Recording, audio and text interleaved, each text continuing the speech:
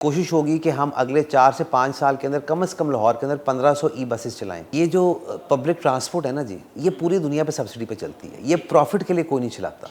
Badami Bagh 1.2 1.3 billion सालाना revenue देता है आपको, लेकिन उसके ऊपर हम करोड़ रुपया भी लगाने को तैयार नहीं है। जितने बड़े शहरों में तो खास तौर पे 80 to 85% तो इन 5 सालों में हमने अड्डे बना के देने, ताकि पता लगे कि कुछ चेंज आया। बहुत ही अच्छा आपका सवाल है। ये लाहौर के अंदर पिछले 10-15 साल से हम उस अजाब में पड़े हुए हैं कि ये हमारे बच्चों के लिए ख़तरनाक है, हमारे लिए ख़तरनाक है, बुज़ुर्गों के लिए ख़तरनाक है। इसके ऊपर अगर आप इसकी फ़िगर्स देखेंगे तो सालाना $2 बिलियन ख़र्चा आ जाता है इन स्मॉग के महीनों के अंदर, एक्स्ट्रा मेडिकेशन का और बीमारियों का, जिसकी वजह से लोग अस्पताल में जाते हैं। ये फैक्ट एंड फिगर्स हैं जो कि इकट्ठे किए हुए हैं। ज़रूरत इस बात की है कि हम सारे मिल के इसका हम खात्मे की तरफ जाएँ। ट्रांसपोर्ट एक बहुत मेजर हिस्सा है उसके अंदर। हमारी कोशिश ये है एज ए ट्रांसपोर्ट डिपार्टमेंट, हम अभी लाहौर के लिए 300 नई ई बसेस लेके आ रहे हैं और हमारी कोशिश होगी कि हम अगले 4 से 5 साल के अंदर कम से कम लाहौर के अंदर 1500 ई बसेस चलाएं। क्योंकि हमारा एक ख्वाब है, जिस तरह आप किसी बड़े सिविलाइज शहर में जाते हैं, सिविलाइज मुल्क में जाते हैं, कि जी पब्लिक ट्रांसपोर्ट के ऊपर हर बंदा सफ़र कर रहा होता है। ये इसलिए कर रहे होते हैं कि बसें मौजूद हैं। हमारी जो एस्टिमेशन थी 2017 में वो ये थी कि 1500 बस चाहिए लाहौर को और एक BRT सिस्टम और चाहिए। जब वो आएंगे तो लोग आहिस्ता आहिस्ता अपना शिफ्ट चेंज करके पब्लिक बसेस के ऊपर जाएंगे। लेकिन पहले बसेस सारी चल रही थी हमारी डीजल, वो भी माहौल दोस्त नहीं है। तो हमें जब मैंडेट मिला बसेस लाने का, तो हमने भी पहले डीजल हाइब्रिड और इसके ऊपर कंपैरिजन शुरू किया इलेक्ट्रिक बसेस के ऊपर। जब इलेक्ट्रिक पे हम आए तो हमने देखा कि पूरी दुनिया में इलेक्ट्रिक बसेस चल रही हैं, उनका जो एमिशंस तो ज़ीरो हैं और उसके बाद उनकी कॉस्टिंग भी कम है।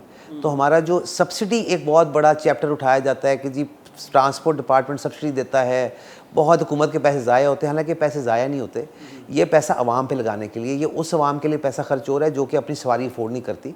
तो उसके ऊपर डिस्कशन होनी नहीं चाहिए, लेकिन लोग कर लेते हैं। तो इंशाल्लाह हमारी कोशिश है।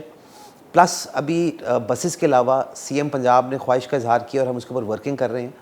आप जब आए मेरे पास तो एक साहब बैठे हुए थे, तो वो भी हम डिस्कस कर रहे थे ई टैक्सीज़।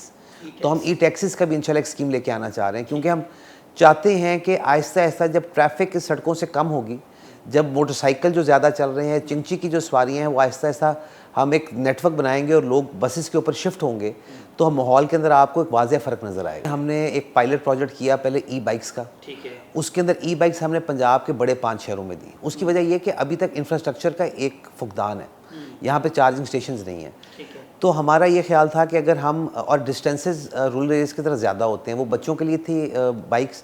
तो अगर किसी ने यूनिवर्सिटी जाना है और वो 100 किलोमीटर की रेंज और वापसी पे कि उसकी बाइक बंद हो जाए तो वापस नहीं आ सकता। इसी तरह अभी जब ई टैक्सीज़ आएंगी तो we are planning pilot project के तौर पे हम 1000 से 2000 टैक्सीज़ का पायलट प्लान कर रहे हैं, जो कि हम पंजाब के बड़े 5 शहरों के अंदर हम शुरू करेंगे, जिसमें मैक्सिमम मेजॉरिटी जो होगी पहले हम लाहौर से ही शुरू करेंगे।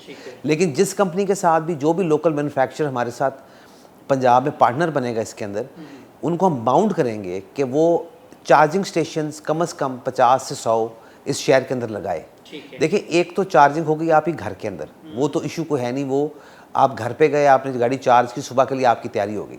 लेकिन खुदा न खास्ता अगर आप रोड के ऊपर हैं और आपकी गाड़ी बंद होने वाली है, तो कोई तो ज़रिया होना चाहिए। अच्छा, इसकी कॉस्टिंग बहुत लो है चार्जिंग की, इतने पैसे नहीं लगते। लेकिन चूंकि लोगों को पता नहीं है, तो अगर आप अपनी ई गाड़ी कहीं पे ले जाके किसी दुकान के सामने खड़ी कर कहेंगे यार मुझे प्लग लगाने दो, प्लग नहीं लगाने देगा, कि पता नहीं कितना बिल आ जाएगा। सो EV पॉलिसी भी एक बन रही है फेडरल लेवल के ऊपर, उसके अंदर ये ई चार्जिंग स्टेशंस के ऊपर इंशाल्लाह हमें कोई ना कोई डिस्काउंटिंग मिलने का भी चांस है।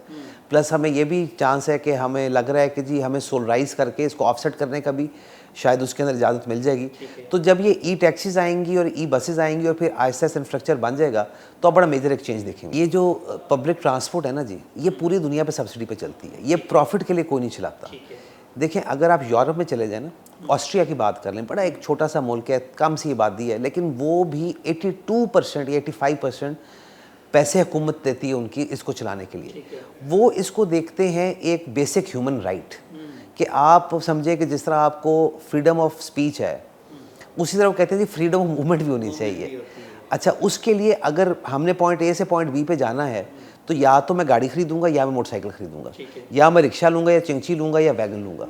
लेकिन अगर आप इज्जत से AC वाली बसेस में बैठ के आप पॉइंट A से पॉइंट B पे जा सकते हैं कम किराए के अंदर, तो लोग आहिस्ता आहिस्ता उसके ऊपर शिफ्ट होना शुरू होंगे। ये सब्सिडी ख़त्म नहीं हो रही, सब्सिडी जो हम कम करने की कोशिश कर रहे हैं। जब ई बसेस आएंगी तो क्योंकि उनको चलाने की कॉस्ट कम है तो आहिस्ता आहिस्ता सब्सिडी भी नीचे आनी शुरू हो जाएगी। लेकिन सीएम साहिबा का जो विजन है, हमने अभी लाहौर के अंदर एक ट्रांसपोर्ट स्टडी कराई है पूरे लाहौर की, दिसंबर में उसके रिजल्ट्स आने हैं। वो हमें बताएगा कि कौन सी एक और मेट्रो लाइन है जो कि हमें लाहौर में ऐड करनी है, कितनी बसेस लाहौर के अंदर और रिक्वायरमेंट है। उसके अलावा हमें पता चलेगा कि पंजाब के बड़े 5 शहरों में हमारी स्टडीज़ कंप्लीट हो चुकी हैं और डिविजनल हेडक्वार्टर्स जितने हैं उन सब की स्टडी चल रही है। तो then we'll have a figure जो कि अभी तक हमारा अंदाज़ा है शायद 3500 बस हमें चाहिए होगी पूरे पंजाब के लिए, 4000 बस चाहिए होगी। और उसके अलावा हमने फैसलाबाद में बीआरटी सिस्टम ऐड करना है, उसकी एशियन डेवलपमेंट बैंक अपनी फिजिबिलिटी बना रहा है। हमने सियालकोट में ऐड करना है, हमने गुजरांवाला में ऐड करना है। उसके अलावा कहीं और ज़रूरत पड़ेगी तो हम वो भी ऐड करेंगे। लाहौर में हमने एक नया सिस्टम ऐड करना है, लेकिन जब वो आएंगे तो सब्सिडी बढ़ेगी। लेकिन मैं आपको एक बात बताऊं कि ये सब्सिडी जो है ना, ये जो पैसे हुकूमत का ख़जाना जो हम कहते हैं ना जी, ये ख़जाना अयाशी के लिए तो है नहीं। ये ख़जाना तो उन लोगों पे लगना चाहिए जिनके ऊपर लगना इसका हक बनता है। और वो सोसाइटी के लोग जो कि अपनी सवारी अफोर्ड नहीं करते, अगर हम उनको सवारी भी नहीं दे सकते तो फिर हमने इन पैसों को क्या करना है। तो हमारी विजन, सीएम की विजन अलाइंड है। हमने जितनी भी सब्सिडी लग जाए हमने लगानी है और हमने ट्रांसपोर्ट का निज़ाम मॉडर्नाइज़ करना है। बादामी बाग 1.2-1.3 बिलियन सालाना रेवेन्यू देता है आपको, लेकिन उसके ऊपर हम करोड़ रुपया भी लगाने को तैयार नहीं है। तो अब वो पैसे जो हैं सीएम साहब के डायरेक्शन मुताबिक जब लोकल गवर्नमेंट के अकाउंट में जाएंगे तो वहाँ से इमीडिएटली हम इनकी रेनोवेशन स्टार्ट कर देंगे। अभी हमने देखे एक फैसलाबाद को और एक रावलपिंडी के 2 अड्डे हमने रेनोवेट किए हैं और वो बड़ा उनका अच्छा हमें रिस्पांस आया। हमें ये समझ आ गई है कि हमें बेसिक्स करना है क्या। देखिए पहला काम करते हैं उसमें कोई ना कोई आपसे छोटी मोटी प्लस माइनस हो जाती है, तो हमें अब समझ आई है कि हमने करना क्या है। इंशाल्लाह मैंडेट है हमारा कि हम जितने बड़े शहरों में तो ख़ास तौर पे, और मेजॉरिटी 80-85% तो इन 5 सालों में हमने अड्डे रेनोवेट करके एक तरीके से एक स्टाइल के हमने बना के देने, ताकि पता लगे कि कुछ चेंज आया। जो निज़ाम चल रहा हो अगर उसमें बहुत ज़्यादा ख़राबी हो भी तो पहले उसकी बीमारी का इलाज करने की कोशिश करनी चाहिए।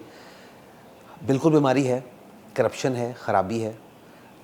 हमारे पास ट्रांसपोर्ट के पास वो वसाइल नहीं है, वो हमारे पास रिसोर्सेज नहीं है, मैन पावर नहीं है कि हम पूरे पंजाब के जो 300-400 अड्डे हैं उनको हम अचानक टेक ओवर कर लें। ये जो निज़ाम है, जो लोग हैं, ये सारी टीमें जो मौजूद हैं ये लोकल गवर्नमेंट के पास मौजूद हैं। इसका हल सिर्फ एक है, ह्यूमन इंटरेक्शन जितना कम से कम होगा उतना सिस्टम बेहतर चलेगा। हम पूरे कंप्यूटराइज निज़ाम इस टाइम पे पीआईटीबी के साथ मिलकर बना रहे हैं, जिसके अंदर जो एंट्री एग्ज़िट वहाँ पे होगी, जो लाइसेंसिंग होगी, जो रूट परमिट्स होंगे, they will all be under computer और आर्टिफिशियल इंटेलिजेंस के थ्रू वहाँ पे ऑटोमेटिकली मिला करेंगे। ह्यूमन इंटरेक्शन हम कम से कम करते जाएंगे उसके अंदर। हाँ, जो वहाँ पे रिपेयर मेंटेनेंस और बाकी मामलात हैं, हमारे जिस तरह बस सर्विस चल रही है जिसको ग्रीन लाइन कहते हैं, जिसको आप जंगला बस भी कहते हो, उसको कहा गया ऑरेंज लाइन, पीटीए वाले कहते हैं, वो ठीक है, वो उन्होंने एक उसको नाम दिया और बाद में खुद ही उसको बनाना शुरू कर दिया, उसको फॉलो करना शुरू कर दिया, समझ एक सक्सेसफुल चीज़ है, पेशावर में बनी। तो इन सब के अंदर हमारा जो है ना, हर टाइम हमारे कमांड एंड कंट्रोल सेंटर्स हैं जहाँ पे हम हर टाइम इसको मॉनिटर करते हैं। उनकी क्लीनिंग सर्विसेज हों, वहाँ पे टिकटिंग सर्विसेज हों, वहाँ की मेंटेनेंस सर्विस हो, वो सारी हमारे पास हर टाइम मॉनिटरिंग के अंदर है। तो इसी तरह का हम एक कंप्यूटराइज निज़ाम बना के एक पूरा ट्रांसपोर्ट का हम कमांड सेंटर बनाना चाह रहे हैं, जहाँ पे जितने पूरे पंजाब के, देखिए मैपिंग हमने कर ली है सारे कहाँ कहाँ हमारे अड्डे हैं, और उनको कंप्यूटराइज तरीके से हम अब इंशाल्लाह मॉनिटर करके चलाएँगे। जब हम इनको विद इन 2-3 ईयर्स हम इसको पूरा एक निज़ाम सिस्टम ऑन प्लेस आ जाएगा, और उसके बाद आपको वाकई ही एक डिफरेंस फील होगा। लेकिन it's a long term process. बेहतरीन अगर कंप्यूटराइज हो जाए अड्डे, ये कब तक वैसे हो जाएंगे ये तमाम? हमारा सिस्टम पीआईटीबी वाले डिज़ाइन कर रहे हैं, उसके अंदर हमने इंटरनेशनल कंसल्टेंट्स भी हायर किए हुए हैं। तो हम ये नहीं चाह रहे कि हम ऐसा निज़ाम लेके जो आते ही फेल हो जाए, और इसको फेल करने की कोशिश की जाएगी। ये आप भी जानते हो और ये मैं भी जानता हूँ, क्योंकि जिन लोगों के स्टेक्स हैं, जिनके दिनों के लाखों के करोड़ों के स्टेक्स हैं वहाँ पे, वो इसको फेल करने की कोशिश करेंगे। लेकिन ये कंप्यूटर के निज़ाम का फ़ायदा ये होता है कि उसके अंदर आपकी मॉनिटरिंग कंप्लीट होती है, और जो ख़राबी होती है आप उसको आइडेंटिफाई कर सकते हैं। तो हमारा उम्मीद है हमें कि अगले साल इंशाल्लाह मार्च अप्रैल तक हम पहला मॉडल तो हम लेके आ जाएंगे इंशाल्लाह जी।